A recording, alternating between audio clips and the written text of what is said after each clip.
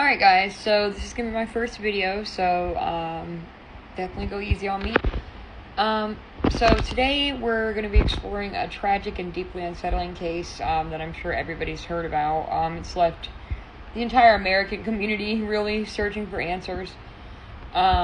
This is the story of Neziah Harris, I hope I'm saying the name right, a 13-year-old girl from Detroit whose disappearance and death have revealed layers of manipulation, exploitation, and betrayal. I mean, this shit is really wild, guys. Alright, so this that is behind me is just a CBS headline about the situation. They've arrested and charged Jarvis Butts, 41, or her, unfortunately, supposed baby daddy. So, moving forward. So, Neziah was last seen on January 9th, 2024, stepping off a school bus in Detroit. Her disappearance definitely sent shockwaves through the community, and definitely surprised and shocked her family. Investigators soon made a disturbing connection that Neziah had been groomed for years by a grown man of 41 years of age named Jarvis Butts. He was later charged with her murder. Evidence shows that Butts had been in contact with Neziah on the day she vanished, and that not only is he accused of taking her life, but he's also been accused of years of predatory behavior against her.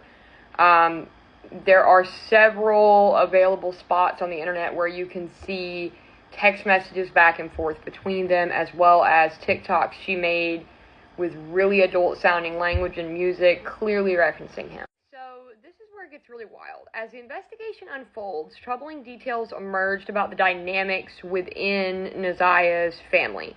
Her aunt, Shannon Harris, reportedly knew the password to Neziah's tablet from what I'm seeing on some of the other reels and TikToks that are going out about this, which definitely raises questions about her involvement in the awareness of the situation. Social media posts of Neziah's hinted at her struggles and the manipulation she faced, painting a really heartbreaking picture of a young girl just caught in this massive web of deceit. Even more unsettling allegations involving Neziah's grandmother and aunt. Some have speculated that their actions, or just lack of action, may have contributed to this tragedy. So, initially in this situation, her aunt, Shannon, claimed that she didn't suspect anything beyond a normal bond between Neziah and Butts, her husband or estranged husband, whatever she may want to call him. But the evidence definitely suggests otherwise, as we'll talk about going further. The community has definitely called for accountability, demanding answers about how such a horrific situation could unfold under the watch of those closest to her, such as her grandmother, who was in charge of her.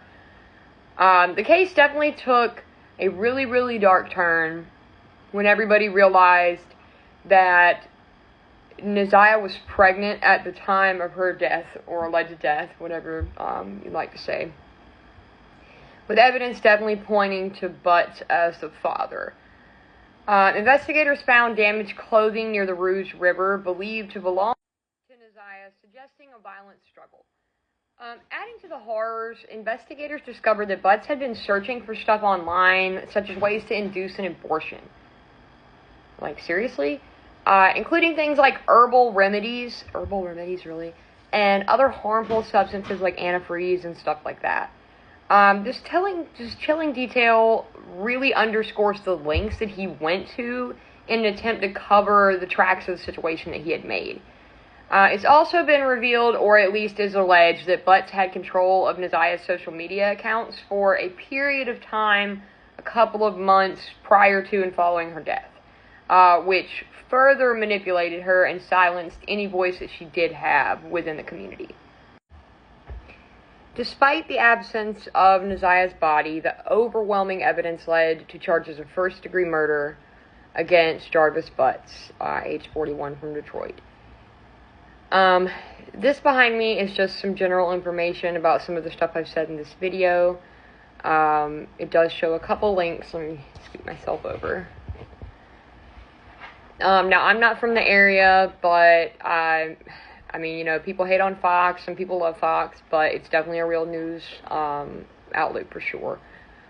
As it notes below me, he was also charged with sexually abusing 2 other children who were under 13. One of the victims, who is now 20, was allegedly abused in April 2012 and April 2014. And the other one, who is now 11, was abused from July 2015 until July 2017. Court records show that Butts also previously served time in prison for sexually assaulting a child.